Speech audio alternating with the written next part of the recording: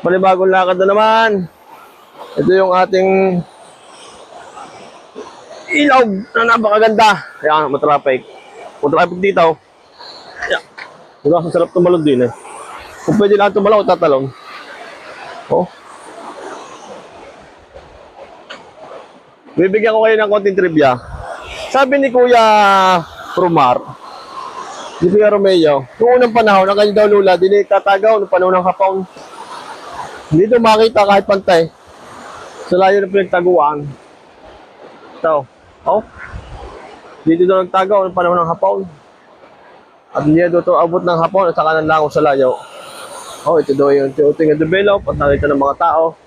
Hanggang sa ito yung ginawang tourist spot ng bayan ng Rizal, Daraitan. Ayan. Hanggang sa ngayon, ito ay pinupuntahan ng iba't ibang turista. Galing sa iba't ibang lugar,